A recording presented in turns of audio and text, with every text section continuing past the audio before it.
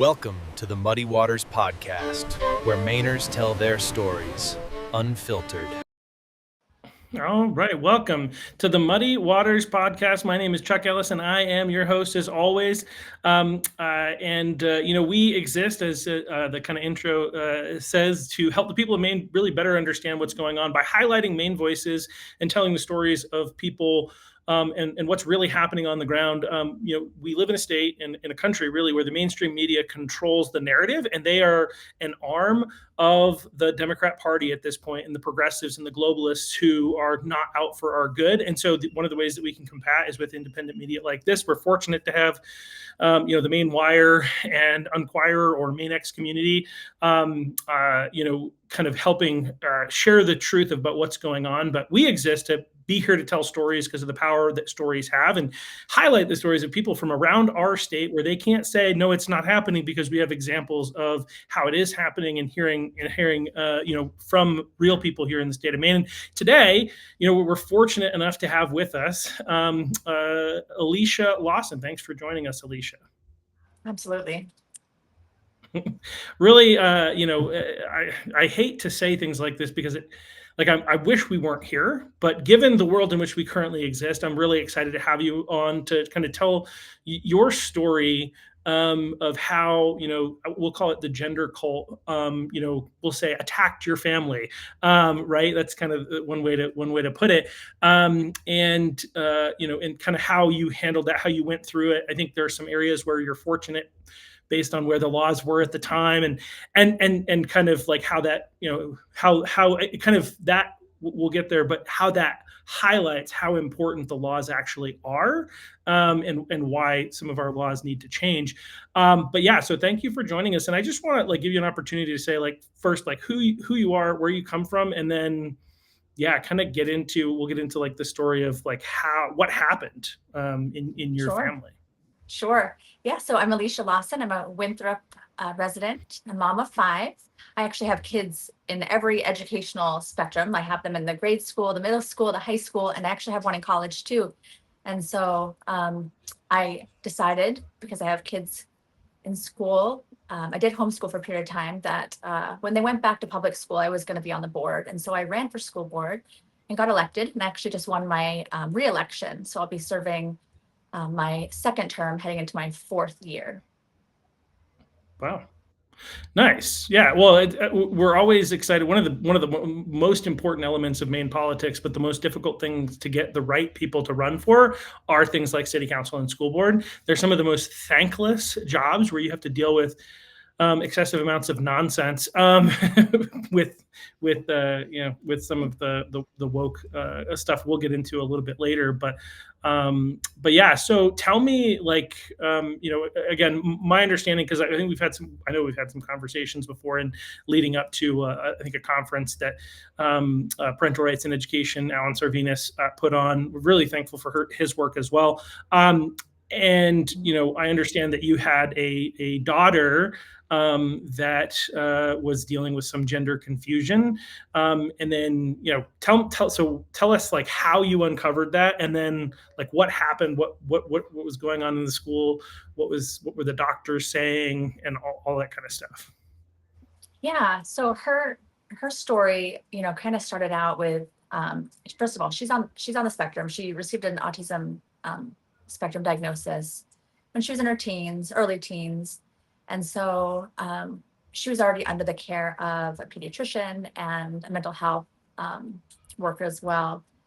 And it kind of came unraveled when I noticed that she had changed her name on her email, or created an email with the name Luke. And so that kind of raised some flags for me. But in that time, the whole gender ideology thing wasn't as commonplace. It was kind of just starting up, and it wasn't on my radar. But then she disclosed at a well child visit that she felt like she was a boy. And so the doctor at the time, her pediatrician then, had asked me to leave the room. And of course, when someone in authority asks you to leave the room or do something, you generally tend to comply, in which I did, and came back, and they asked me to sign a referral, and that referral was to a gender clinic. And she gave me the choice. She said, here, you can choose the one in Portland or you can choose the one in Bangor. And I just was floored.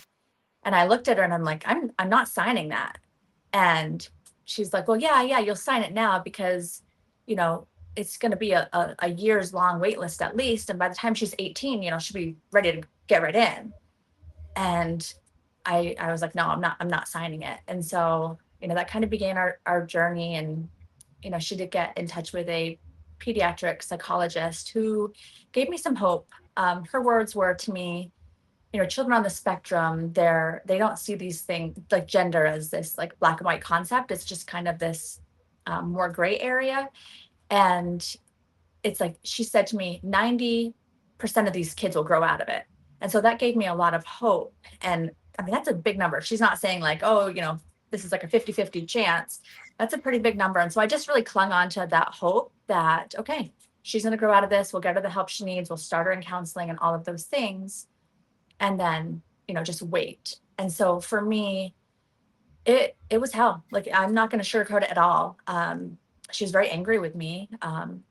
You know, she saw it as being unsupportive. And to me, it's like, you know, this is your sexual health. This is your overall health, your mental health, this is everything. And so we're not going to make these rash decisions, you know, before she even turns 18. And so, you know, we went through a lot of heartbreak. And, you know, there were days where I would spend outside her door doing suicide watch because she felt so bad about the direction things were going. You know, she just wanted that reward at the end. I think she had gotten in with a community online, and those voices were really pressuring to her of like, you know, this is like the cure all. Once you get into, you know, get these hormone blockers, or once you get this surgery, it's all good, you know, smooth sailing. And that's not the truth. They're selling lies. And so I'm not sure who the voices are online that are doing this to the children, but you know, that was a very real experience. So, you know, we waited, and when she turned 18, she was still set in her ways that she was going to do this. And she came home for Christmas, and I was checking in with her, just, you know, how things were going. She had gone to college, and, you know, she was asking me questions. Well, you know, who would help me post-op, or who would help me with this? And I was really grappling with thinking about that. It's like, is that enabling, excuse me, is that enabling my kid if can I do this? Like, you know, could I still, it was an internal conflict within myself. And so, you know, I didn't really provide any answers, but obviously I was just, you're a mom and you want to support your child. And, you know, like, even though you don't agree with what she's doing, yeah, you know, if she were in a difficult situation, that doesn't mean you want to abandon her and throw her out, you know, exactly. but at the same time, if you say that you're willing to do it, that might encourage her and give her more, you know, motivation to actually follow through with doing that. And that not seen by her as being some semblance of support. So yeah, a rock and a hard Yeah. place for sure. Yeah. And you're exactly right about that. It was very hard. And so I never did answer her. But I really kind of had this internal struggle just of what I would do. And I talked to some people about it, and some family members as well. And so anyway, it was after Christmas, and I received a text message from her. And among all the things that she was spilling out to me, she said, you know, I think you were right, you know, I'm not transgender, I'm a woman. And it was like this celebratory, like, yes moment. I mean, I just wanted to like get in my car and drive up to her school and give her a big hug and just celebrate with her. But I played it very cool. I was like, yeah, you know, absolutely. I'm so glad that you've come to this decision really on her own, because, you know, a couple months prior, she was like talking about insurance and what would be covered and what wouldn't be covered and what kind of support she would need. And so really, I had already accepted that she was going there because it's something that she had been grappling with for years. And so there was the acceptance of, okay, this is the next step, and she's 18 and she can choose whatever she wants to do with her own body. And I just need to figure out like what support I can lend. But I was ecstatic, of course. And, you know, we had so many people praying for her. We had people across the state, intercessory prayer happening, lots of groups. I just am so thankful, because I really feel like this was a spiritual battle. This was a battle that was happening, you know, something that we can't see. And, it was defeated, at least in her instance, that this is, laid to rest. And so I really feel blessed for that outcome. Because I really just didn't know it was a year's battle, years long battle. So Yeah, absolutely. I mean, I just can't even imagine. Like, I don't have kids yet. I mean, me and my wife were, hoping to have children.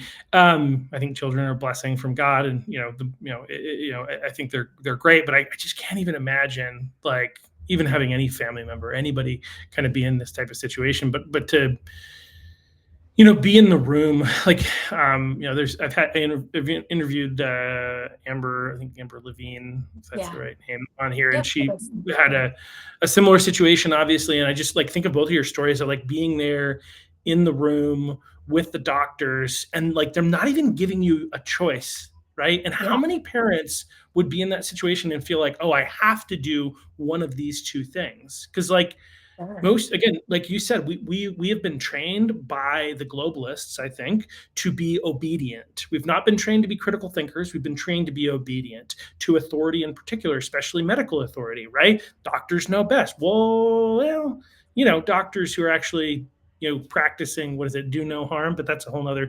But it's just being in that room and kind of being faced with, these are your two options. And you're like, nope, neither one of those are options. Actually, I'm not interested in either. And just, like, having the fortitude to stand your ground in the midst of that situation, especially with the nonsense that they push out there, saying that, I wonder, did they use the, do you want a dead daughter or a living son argument with you?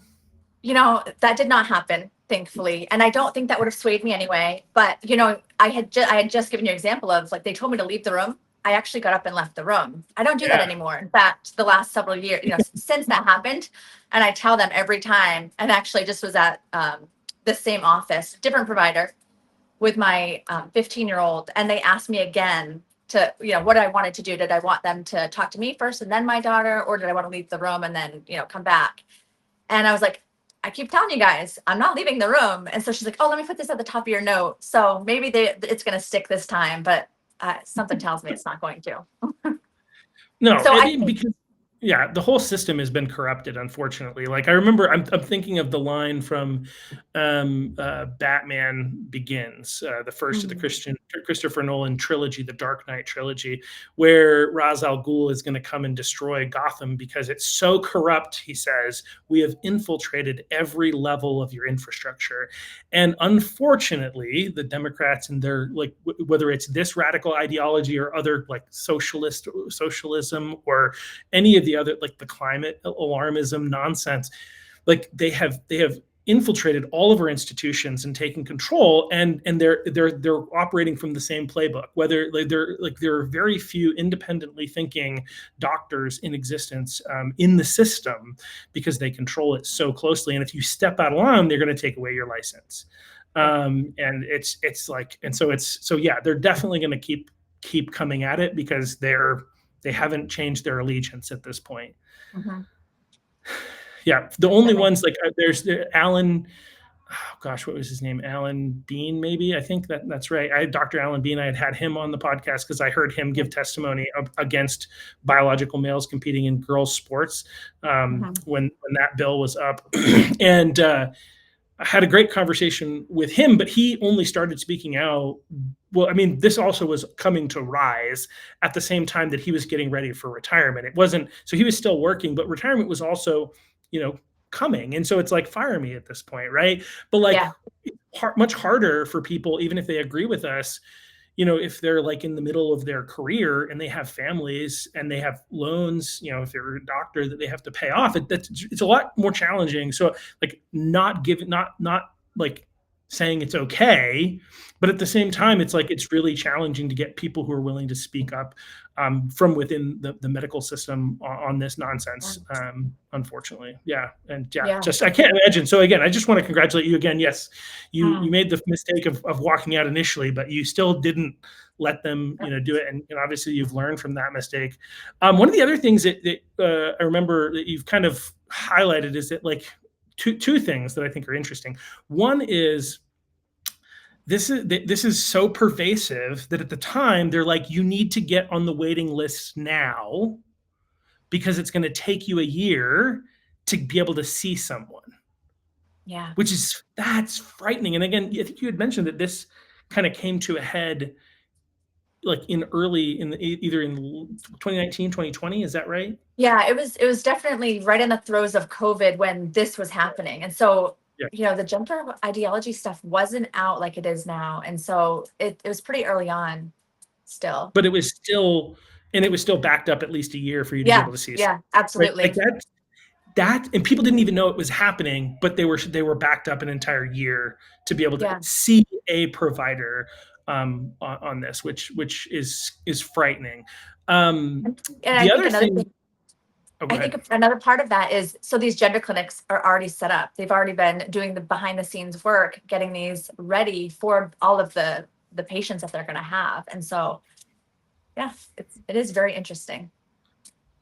Yeah. And anyway, there are so many things that we could get into. We'll probably talk pandemic related stuff later, but for now, the other thing that you kind of had mentioned that I think is worth noting is that, like, once your daughter turned 18, then you knew that, like, there was the potential, like, that you can't control it. You can't stop her from doing this. But up until that point, you could, but that's not the case anymore, right?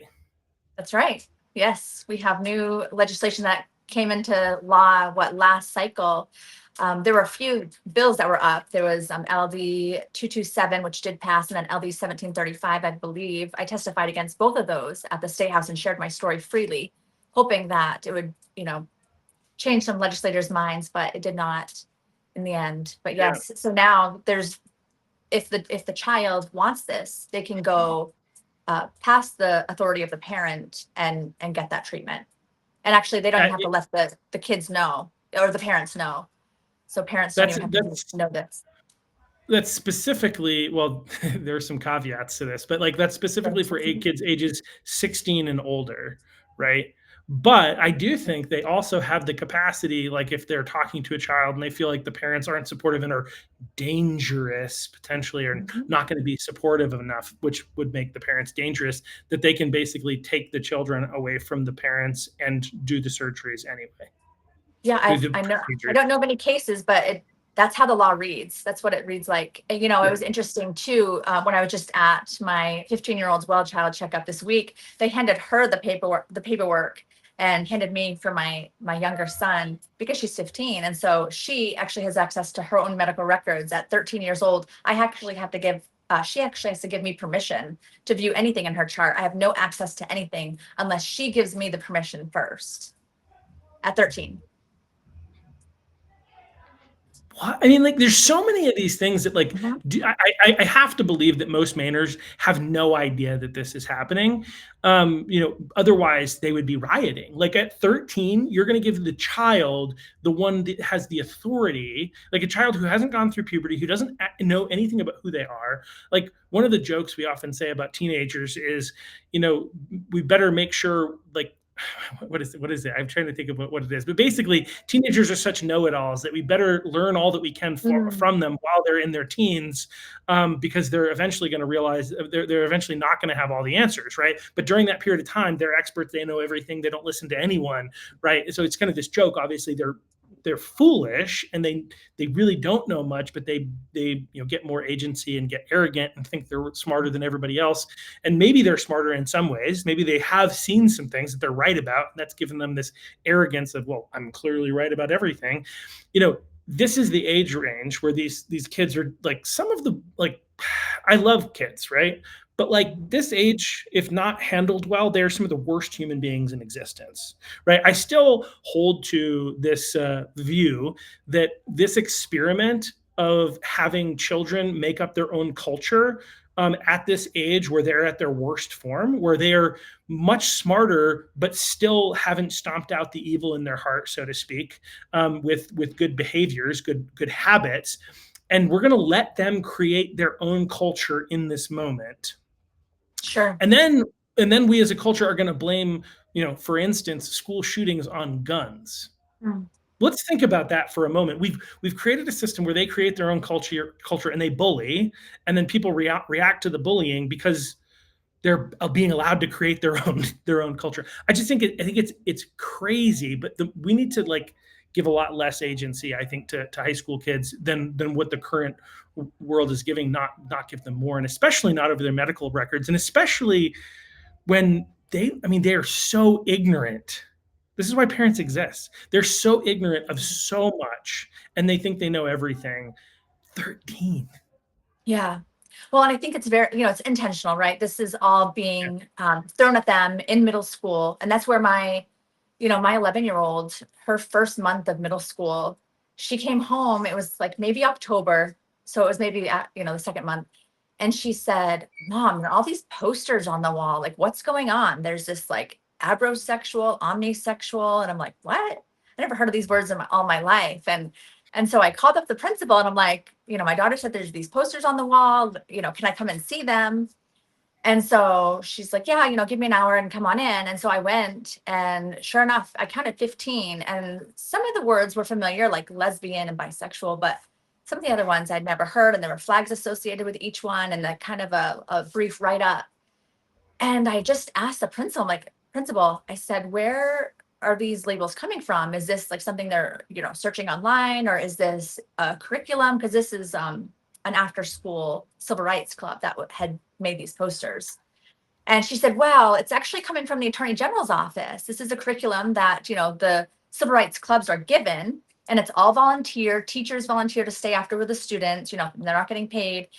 And then they, do this curriculum. And the interesting thing is that the visibility campaign that they were a part of is really to get out the word to everyone. And so that's everyone in the school, which means that the curriculum is not approved. So curriculum has to generally be approved by the school board. And so this did not have to be, because it's part of the after school program. So it wasn't brought to the school board for us to approve. I wasn't on the school board then, but I just found that interesting, that little bit of a loophole, because they weren't just teaching to those after school students in the civil rights group. They were teaching to the masses, anyone, teachers, students, whoever happened to walk in the hallways of the school. And so that was just very interesting to me, that it was, one, coming from the Attorney General's office, and that two, it's this visibility campaign, which, wasn't about, the civil rights group was not about like, anti-bullying or anything. It was, we're teaching this material. And so it just floored me. And so, they did share a little bit more about the curriculum. There was a DRAGON acronym. They would be learning about, ancestry, race, orientation, gender, nationality, disability is the D. And so, and they were going to be featuring these new posters every month, I guess. Well, those gender posters stayed up all year, and actually would periodically get in touch with the superintendent and just check on them. And they stayed up. And then finally I said I was going to go back up and see, and then they took them down. He told someone to take them down. And so, yeah. And so I know this was very difficult time for my daughter, who was only 11 and in 6th grade. Seeing these things on the wall really just created this interesting buzz, and you alluded to the culture, excuse me, in the school where, the kids are like, well, what are you? And my daughter's like, I don't know what I am. I just want to be a kid. Like, I just want to be myself. I don't want to be one of these. But everyone was subscribing to one of them and taking them on as their identity. And then they would be changing them up. So it was this very confusing time. And so you're taking these kids who are in the throes of puberty, who are already very like angsty kids. It's a very difficult time. If you remember going through puberty and all that stuff yourself, the whole social dynamics, it's all very interesting.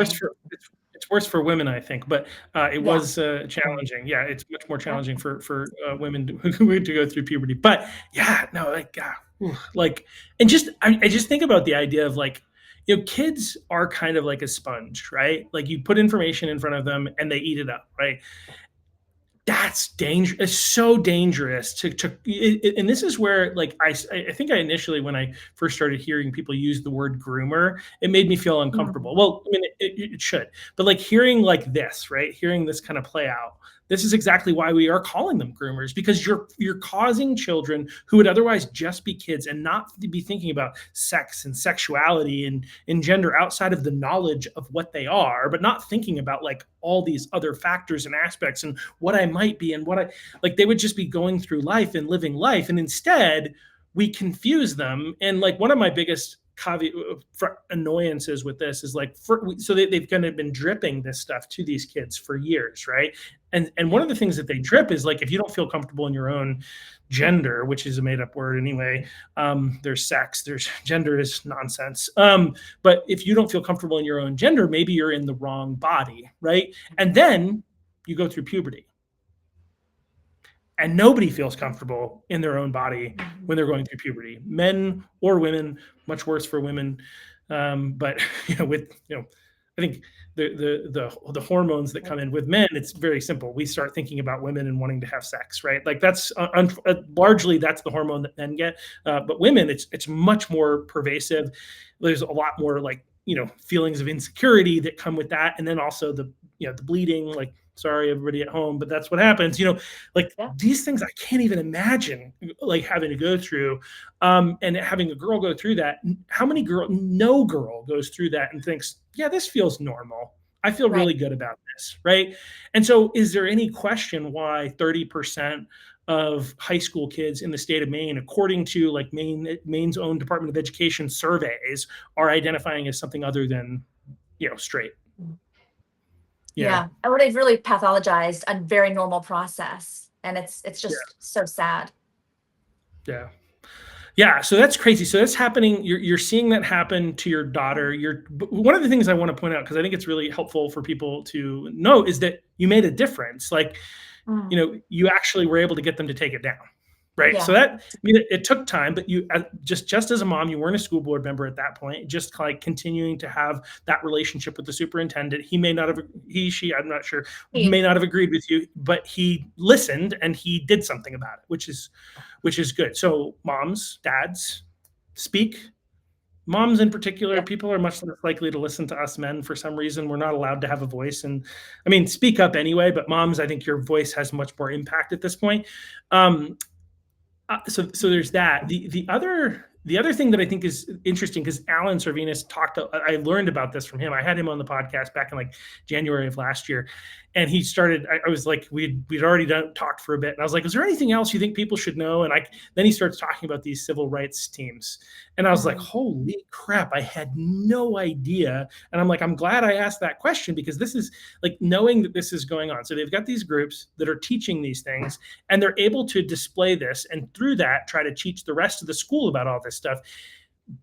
But what does it take for a kid to be able to participate? Can any kid participate without their parents' knowledge and consent? Yeah, anyone in the school can participate. I don't believe there's a permission slip for any of this. I think there is. So that was actually one of the things that Alan had highlighted, is actually, and this is what makes it really interesting, right? In order to be able to participate, you need your parents' permission. But in order for them to put up, which unless something has changed, but what makes it scary, right, is like, okay, the kids who participate their parents have signed that permission slip, but the information that they're then plastering all across the school for everybody to see, which is that same information, no permission slips have been signed to allow that, and yet they're allowed to do it. Yep. Right. It's this obvious, and like I've heard rumors that these groups are bullying kids into deciding which thing they fit into, and really pushing this progressive ideology on these children, which is absolutely frightening. So, all right, so that happened. Sure did. And then is that what sparked you to be like, I think we need some changes, and maybe like what caused you to get on the school board? So for sure, that I don't was want to what skip over sparked anything. me. So if there's anything else, but yeah, no, that did spark me to serve on the school board. It was, I homeschooled my children through COVID, my younger ones, and so having them go back to school meant I'm going to have a bigger role in their education, and so that meant running for school board. And so that was a decision I made then. when they went back to school. Yeah. Yeah. Which is awesome. So, and was that like, what was it like running? Because again, what's interesting about politics, we all get really heated about politics, but I feel like Mhm.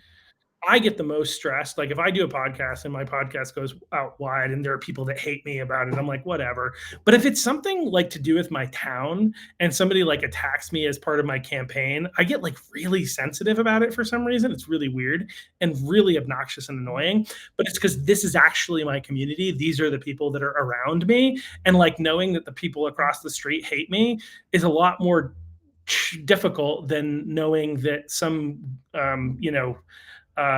troll on the internet hates me, right? I can handle that. I don't care. Troll away. Yeah, no. But yeah. So what was that process Fantastic like? question. Yeah. Fantastic question. Because I didn't think I would have any issues because I'm a mom. Like my heart is that I'm a mom and I want to serve on the school board because I have 5 children in the schools. And so I thought that was just a given. When I started putting myself out there, boy, it was tough because people wanted to see my vaccine records because it was in the throes of COVID. So they wanted to know if I'd been vaccinated for the COVID shot. They wanted to attack my parenting. I live on like my house is really close to the grade school. It is a 25-mile-an-hour zone. We have this whole thing. Winthrop plays outside, and kids play in the road. Well, my kids they ride their bikes, they skateboard, they rollerblade, they hook up their bikes to their rollerblades on a rope, and they're going down the street because we live in a pretty, quiet neighborhood. I mean, there is some through traffic, but I was attacked for that my kids are outside playing in the summer and not like inside tucked away on their devices or something. It was just so ridiculous because Winthrop is supposed to embrace this whole Winthrop plays outside culture. And I was being attacked for that. And the line was from one of the residents here was, oh, she can't handle her own kids. And how is she going to handle Winthrop's kids? Like I see her kids out there on the streets. And even, I think she even said one of my kids was naked one time. She might've been referring to my toddler in a diaper at the time. But it was just so funny. I didn't see that coming. We did come from the county. And so my kids were used to a little bit more land. They were used to, being free range kids. And so I would say they're more spirited than most. But, I see nothing wrong with riding their bikes and rollerblading and having fun and doing what kids are supposed to be doing during the summertime and springtime and wintertime too. I mean, yeah, they're just active kids, normal active kids. And I was attacked for that. Did they get hit by any cars? It's never happened. Did they cause any accidents? Never happened. So I mean, they've gotten a see few the problem. skin knees. They've gotten, some bruises and bumps here and there, but all normal kid stuff. Kids being kids. When I was a kid, I don't remember what we were doing, but we had a hose.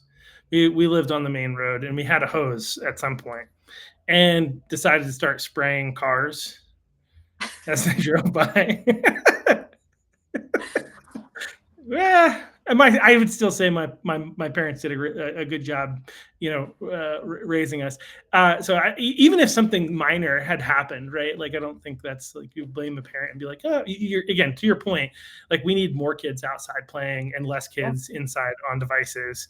Like it's rotting our children's brain. Because if we go back and circle back, you said like one of the things that happened to your daughter, your first daughter, there was like what happened on devices, right? Like anybody out there who wants to ensure their kids don't go down this gender cult path, don't allow them to use Discord, and in general, very closely monitor what I'm assuming. I'm just making some assumptions because it's a common theme that Discord and some of the weird chats and the crazy stuff is one of the things that these groomers online are using to try and transition children because they are sick and sadistic and twisted.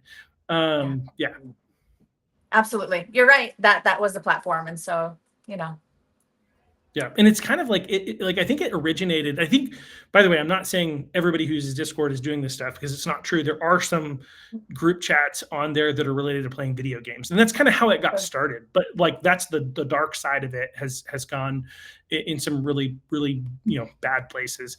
But anyway, so that's just that world. But yeah, we need kids outside playing. We need them getting skin knees and bruises because they're learning. They're figuring out their limits. And I think those are all really good things. So you got attacked for that. What else? Yeah. Um, yeah, I think that was pretty much it. Well, the fact that I wasn't that I didn't graduate from Winthrop was a big thing to one particular person.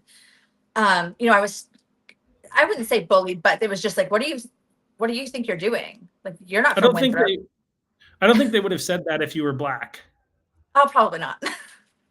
right? Yeah, Like it it was just matters if wild. you're but like I do hear that type of stuff, right? So for instance, in Westbrook, we had somebody run for school board and they recently moved to the area and they're asking questions like, well, what have you done so far to get yourself involved in what's going on at the school board? And it's like, well, what can you do? And one person, the other Yeah. person that the left was putting up, had been involved for 35 years, right? And she'd been around, she'd been a teacher at college or whatever. And it's like, and you, even though you've been on the school board before, you actually have relevant experience. You haven't done enough to ingrain yourself in what we've got going on here, literally because you just moved here. So we're going to hold that against you, but if I guarantee, again, if this had been somebody of color, like we on our city council, the chair of our city council up until recently was a man who initially, when he got elected, he did live in the town, but then he actually moved out of the town, and like his house that he owned and he had his car registered to was in the town of Westbrook, but he didn't even live there, and they didn't care. Partly because I think he was a person of color, like he's a black person from the Congo, and so therefore nobody's gonna do anything because so. But that's where I just want to call out the hypocrisy of like, oh, Yeah. you're not from here, but they wouldn't care a lick if you were a person of color or a minority in some sort of a way. But they're just like, this is one of the things I'm seeing much more clearly, and I want to point out as much as possible, is the left doesn't have morals. They use morals against us. Because they know that we have morals. And so they try to manipulate our voting base and try to make us feel like we're inferior for not having a high enough standard, because they know that we live by these types of standards and we're going to like feel something like that. But they don't actually really care. They just are, it's something that they will use in order to either manipulate us or manipulate voters. Anyway, just Yeah, well, I will. There's an interesting thing here because the woman that was running at the same time as me, she was known as a gay person in our community, and she's great. We have the same pretty much aligned politics, and this person who had attacked me and fully embraced her, and I think maybe that goes along with the gender race thing. Well, if this woman is more leftist, right? The person who asked you this question, I'm just Sure. making some assumptions here. We don't. I don't really know, but let's just assume that this person is. Then they are going to be much more likely to accept, because the left has been infiltrated by Marxism, right? And so Marxism seems to have this, like, whoever is the most disadvantaged, the ones that have been most disenfranchised by society, those are the people that we need to lift up the most, right? And so that's where that makes perfect sense, because that aligns with their ideology. But anyway, okay. So that's what you kind of experienced as you were running, and then you won. Did you win easily? I did. I was the only Winthrop resident, because this was also during that we had a House race too, a Senate race too, and I think I was one of the only ones who broke the 2,000 votes mark.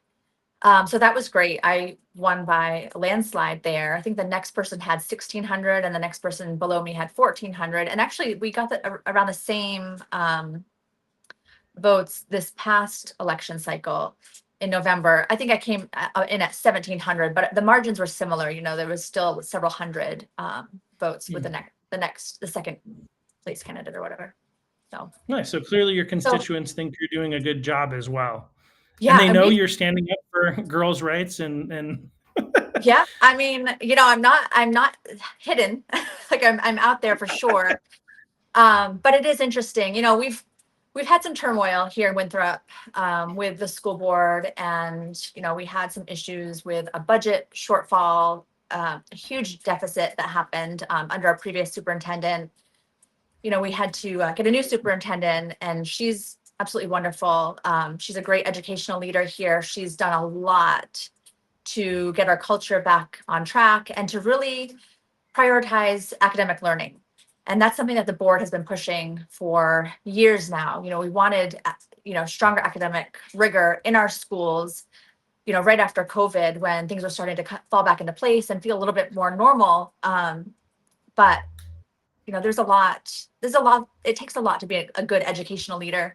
And we didn't have that in the prior superintendent. We have that now. Actually, it was interesting. It was in the summer where I had to find someone. And so everyone's on break.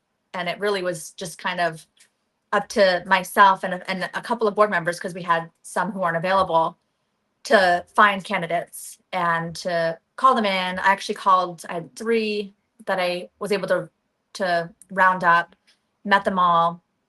2 came back for interviews. I then brought them before the board and did them with the board. And yeah, we're just so blessed with what we got. I've seen such a change in the schools and the culture, even with the board and the administrators. I mean, things are really going well here. And so I think now that the academic piece is in place, we can really focus in on some of the policies and stuff. And so that's what I'm looking forward to this next cycle, this next year. Nice. And is the board makeup more common sense or more crazy, insane person at the moment? Oh no, I think we have a great board. Awesome. I mean, we are only a 5-member board, and Yeah. we've got our board has been great. So I have no complaints. We're not in the news very much. I mean, we were with the previous superintendent quite a bit, but that was no fault of our own. And we've been through some difficulties for sure, but we've got a good makeup. What about like the protecting girl sports and spaces kind of stuff? Have you passed So we have aligning not with Title addressed. IX? Yeah, Okay. so we did bring up the Title IX policies. We did pass those. I've heard some talk about those, the transgender policies, the protecting girls sports. Those will be brought up again. They were brought up, I think, a couple of years ago, where things were more uncertain, and they're coming back. So. Yeah. Well, obviously those are really big issues, but I think like one of the things you're highlighting is somebody you decided to get involved, and now not only were you involved, but you uncovered some problems. The superintendent leaves, and you were one of the primary people that was able to help pick a superintendent that was focused on education. And I think one of the things that a lot of people don't understand, unless they've been paying attention to this stuff, and they listen to Alan all the time, which follow parental rights and education on whatever social media you use, parental rights and education in Maine, and also follow the Maine Education Initiative. Heidi Sampson, fixmainschools.com is her website. Check out that stuff. But a lot of things that people don't understand is the role that the school board actually plays. And then from there, how important the superintendent is in ensuring that things happen the way that they should happen. I don't know if you want to talk a little bit about that, or, I mean, I could always, but. Yeah, absolutely. So maybe I'm not going down the same path that you were thinking, but for example, like we didn't have, we weren't doing like necessary evaluation. So those are so necessary in helping our teachers and our administrators. This is not a board job. This is superintendent job, but those weren't being done. We didn't have job descriptions.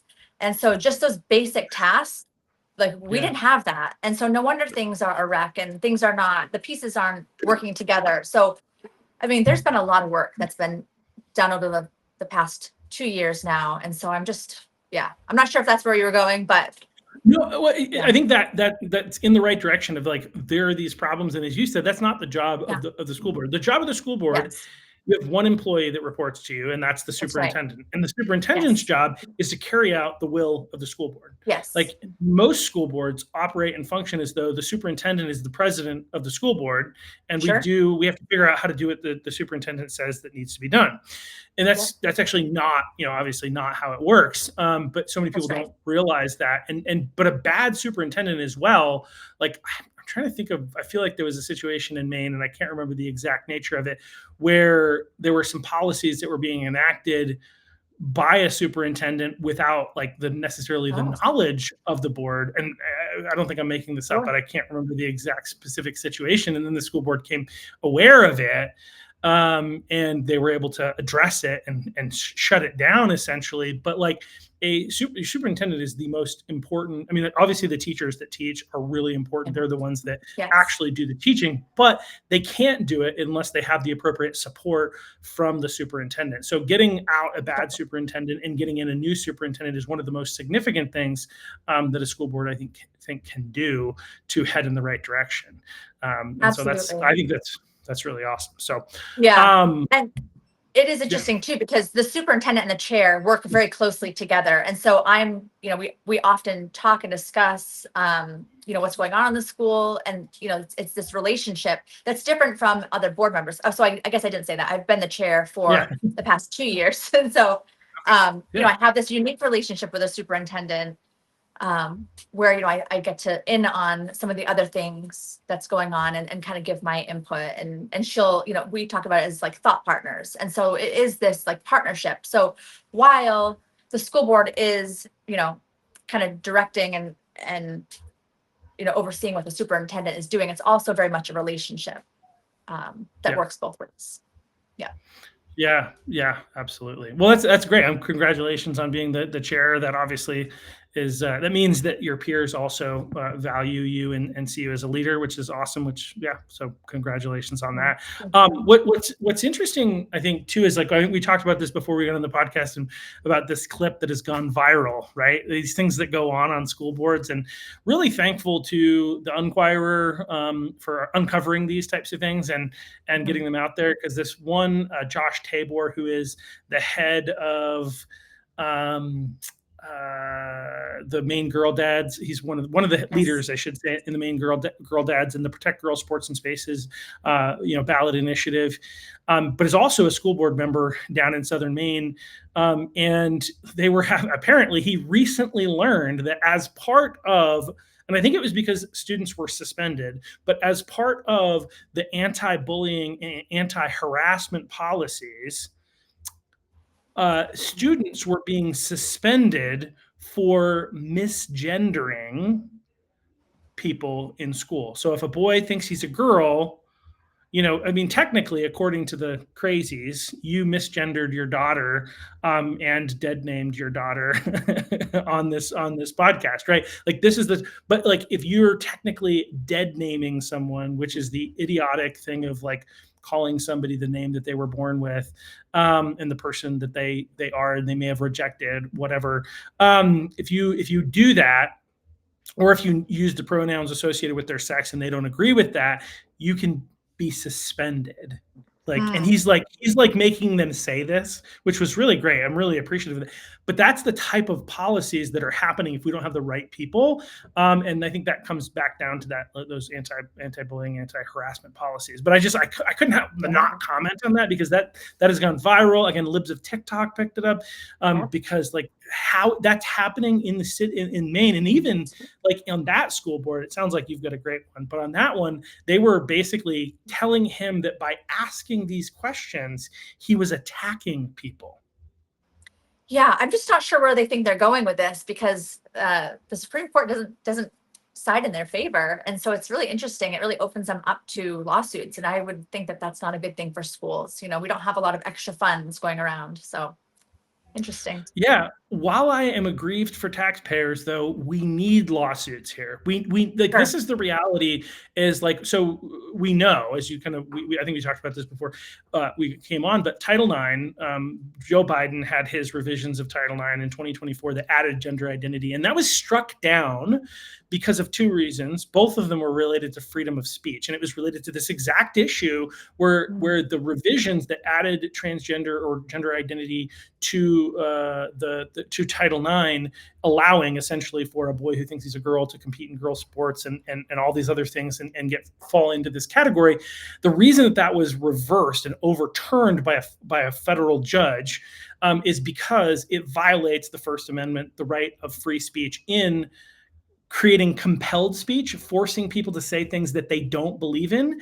and chilled speech, for stopping people from saying things that they do believe in. The problem is the only way that we're going to stop this stuff from happening. So if you're a parent out there and you're listening and you have a child and this has happened to your child, we actually need you to sue. Is the short version, is we actually need somebody to sue. But this is my understanding. I'm not a lawyer, but this is what I've learned, is that you can't just sue. Like, we can't be like, that's wrong, that's evil, that shouldn't be happening, so let's sue and have it decided eventually by the Supreme Court, and make a precedent, and then have them eliminate it from all the schools. You can't do that. You have to have standing.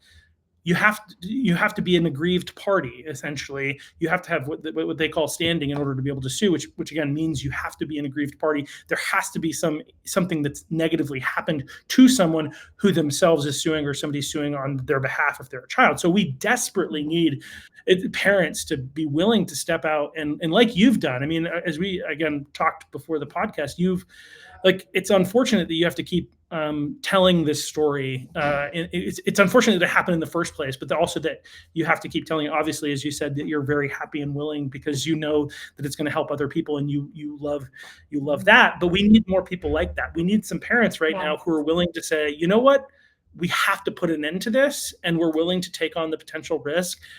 We will support you if you're there. We will do whatever we can to support anybody to do this, because children are being like manipulated into, they're literally going to be suspended if they don't say things that they don't believe in and that their parents' values are in opposition to, and they're going to be forced to comply. I mean, if you're in one of those situations, that one of the arguments is take your kids out of the schools, like, sure, yeah, that's an option for sure, and one that I wouldn't argue against if there's no hope of fixing things there. But if we don't have people who are willing to stand up and put themselves out there and take that risk. I mean, I understand from the people I've talked to is that there are law firms that would take up this case pro bono. And so it's not a matter of money. It's a matter of just being willing to be like, you know what? This is too horrible of a thing that's happening to our kids. We need to stop it. And I'm willing to, bite the bullet, so to speak. So anyway, that's my not a monologue, but diatribe, we'll say, on that issue. I've been told that too, though. I've been told that too, that there are law firms out there, and I have specific names that are willing to take these cases on pro bono. And so it's just a matter of finding those people, because we know it's probably happened already. Yeah. Well, I mean, I think this is why it came up. I think this is why Josh Tabor heard about it. And I think he's trying to encourage some of the parents there to to actually make that decision, because we need somebody to do it. But that's why like I said, I think that's why he brought it up. So one of the questions I have for you is, like, obviously, this is all really challenging. You've had all this stuff happen. Like, how do you remain strong? Like, what is it that you turn to? How do you press on through this and again, not see this as, oh gosh, I have to relive that all over again? Clearly, you've healed in many ways, through that. Like, it was challenging, but you worked your way through it. But how did you do that? What do you rely on? What do you lean on, if that makes sense? Oh, well, first of all, faith in a loving Heavenly Father. Second, it's like wisdom that you glean from all the other lived experiences, the hard things, the not so hard things. It's just,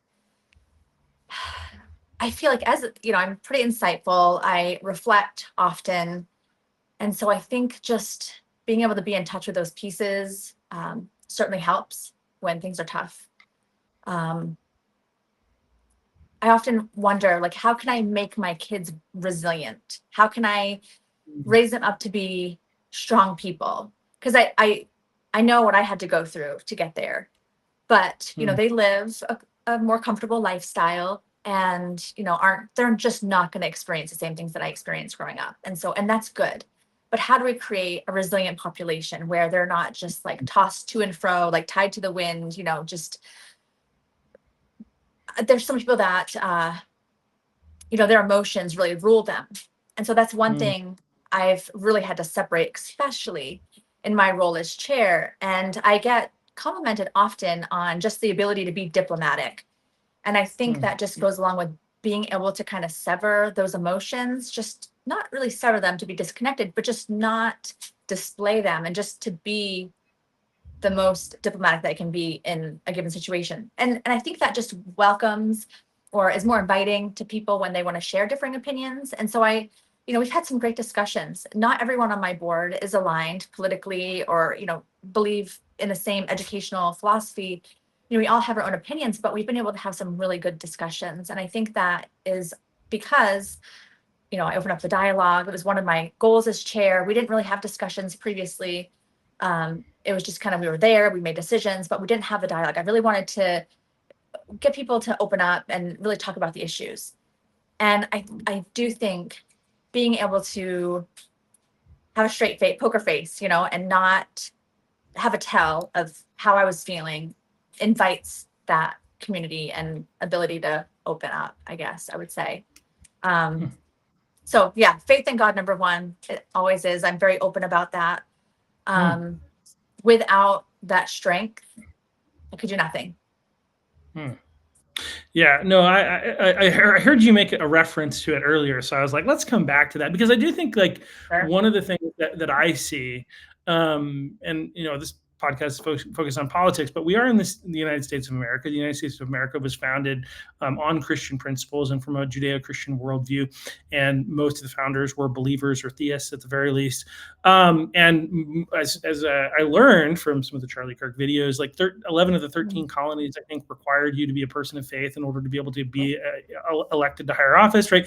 Like that one part of our history, and as we've kind of walked away from that history as a culture and abandoned God, we've seen problems arise, right? And so, what's really interesting is we're at this point where we could potentially do a similar thing to if you've read the Old Testament, or if you haven't.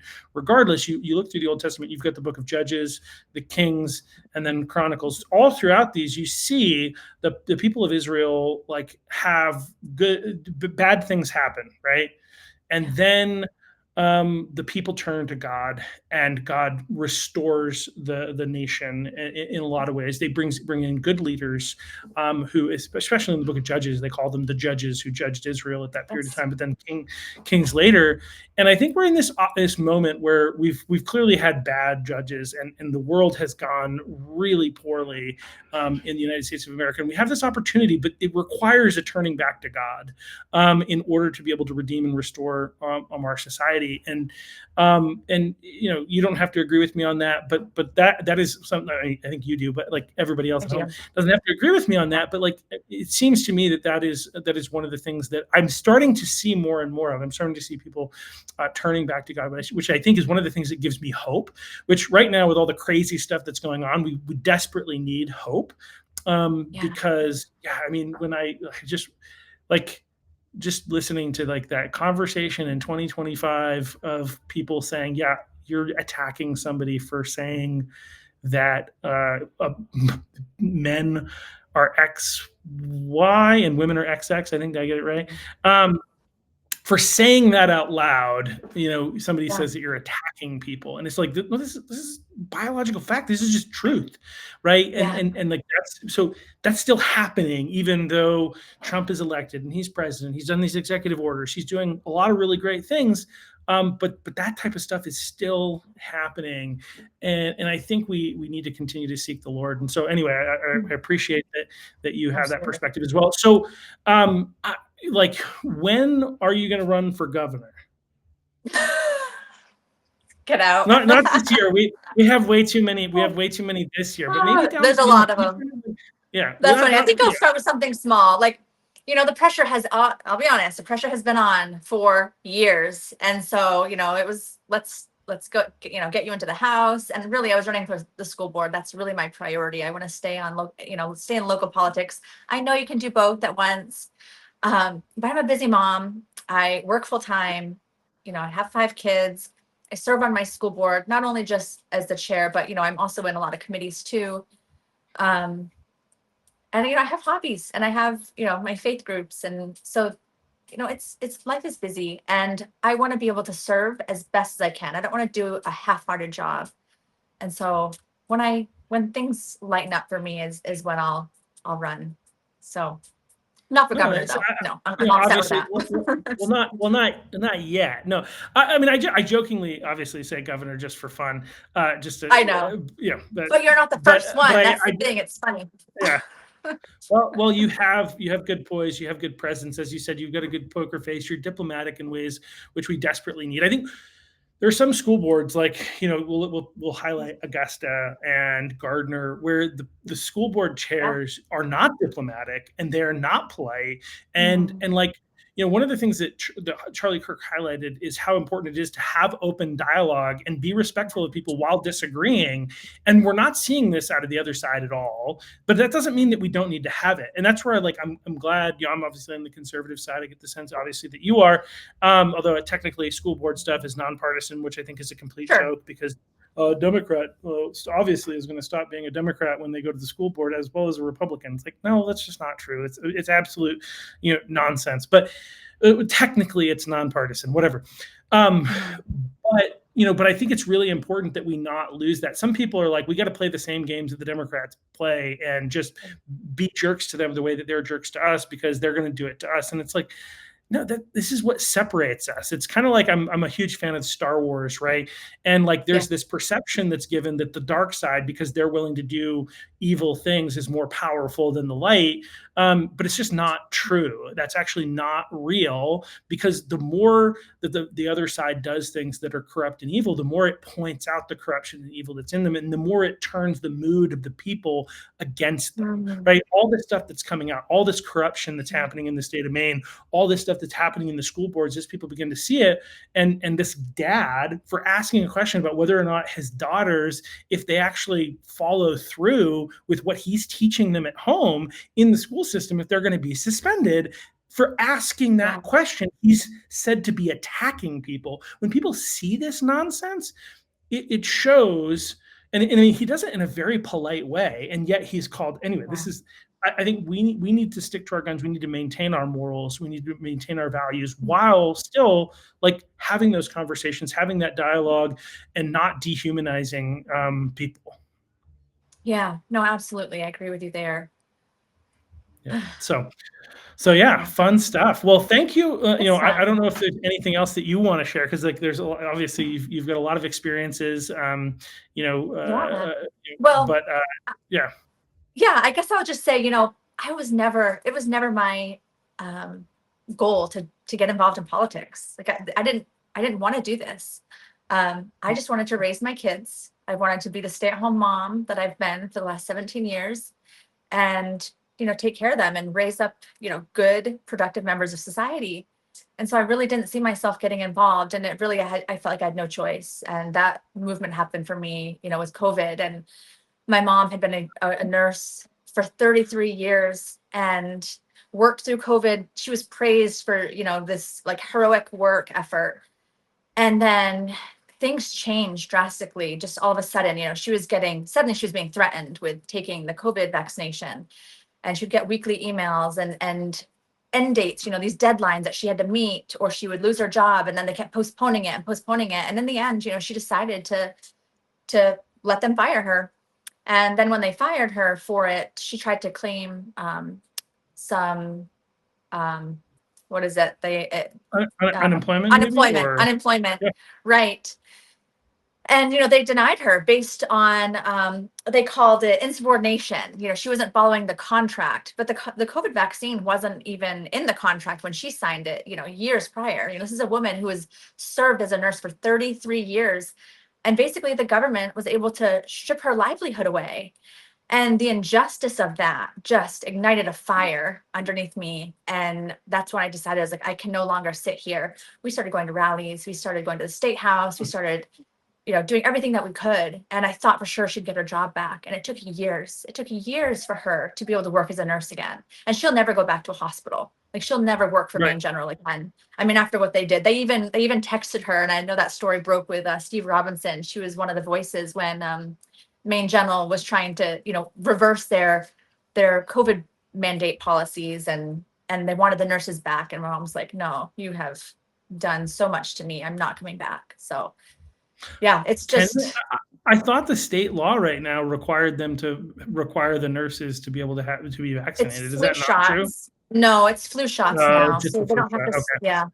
Okay. Yep. Well, I hadn't heard that update, which Yeah. is good. But like, yeah, that was so. My mom is also a nurse, so I also lived through Yeah. that same experience where my mom is also not interested in the flu shot. Which, Same. as I've Yeah. grown and I've looked into it, I was like, why would you get the flu shot? Like the idea of vaccinating something Right. is for something that is going to come in the future, not something that's from the past.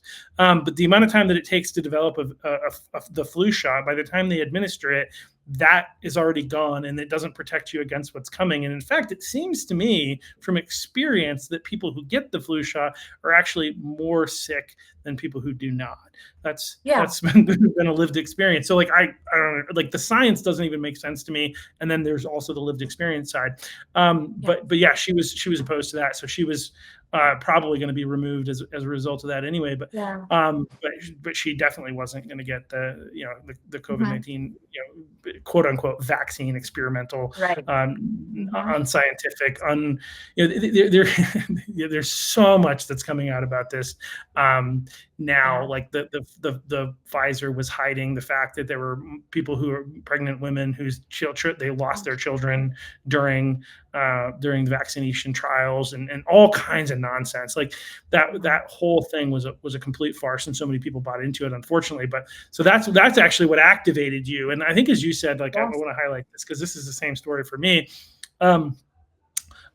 Basically, the left created you and the left created me, because we didn't want to do this. I just wanted to live. I was working as a banker. I was happy. I liked helping people with their finances, but you couldn't leave us alone. You couldn't let us just live.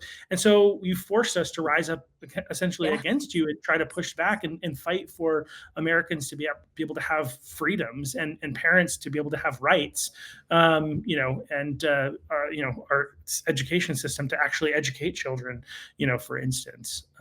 Yeah. Totally. I agree. And I'm glad to be where I am. I mean, I'm here for the fight. Yeah. Awesome. Well, we need more people. So if you're at home, join the fight. We need people to help. Also, like, share, subscribe, getting this content out in front of people. This and then the shorts that will come from it are a really big, an easy thing that a lot of people can do. I want to shout out Jordan Nickerson, is one of the people who pays attention to the podcast, and he did something recently that did a nice write-up for what we do, and on Facebook I gained 25 followers, something like that, which is not about me. It's about getting the message out there. And so you think maybe that this is something small, but it actually is pretty significant. Again, we have to push back. We don't control the media. Like, the Maine Wire is great. Is the workers they're doing, they'll report on something, and then 10 months later, the Bangor Daily News will report on it, wants to report on it, but only after it got picked up by major national news, right? And so, this is the scenario that we're in. If we are not taking this information and transmitting it to other people, this is what we call grassroots. This is true grassroots. Then we can't win without that. We can't win without your help. So we need you to help. And these are small things that you can do that help us win that fight and help us tell the story. So please help. Please join. You can get together, get involved in your local committee. You can run for office. If people have any questions about that and they're unsure, do you think, can people reach out to you? And how would they do so? I always love a good discussion, and I've put myself out there too for parents who, I had mentioned I gave my daughter the gift of time, and you don't have to make a choice right away. You don't have to allow doctors to do whatever they want. So yeah, I'm always open to people and whatever they're going through. What's the easiest way for people to get in touch with you? Okay, so I'm on Facebook and Instagram, mostly, and then I have an email as well. Do you want me to give that to them now? Yeah, just fine. Okay, so Alicia, ALICIAM Lawson, LAWSON @gmail.com. All right. So if you have any questions, reach out to Alicia. Thank you so much for standing up and fighting and doing so in such a great way, and just being a voice for reason and truth, in our world, for our kids, for our state, for our nation, all that stuff. This is how we win. So Thank you. And thank everybody for watching. We'll be back here next Wednesday. I will be in Rwanda at the point. I forgot to mention I'm here in Kenya, one of our last days in Kenya. Me and my wife, and then we're headed over to Rwanda. We'll be there for a couple of weeks and then back to the States. Hopefully she'll be joining soon. But at least I'll be coming back in a couple of weeks. But yeah, next we'll be in Rwanda. But we've got a current school board member in Lewiston and House special election House candidate Janet Bowden, as she likes to say, not your run-of-the-mill Janet. Just I love that. It's just funny to me. But the Janet Mills, kind of this is a good Janet Bowden, running for House. I can't remember which district it is, but look her up on Facebook and check out the podcast next week. We'll see you Wednesday. Thanks. Yeah, thank you.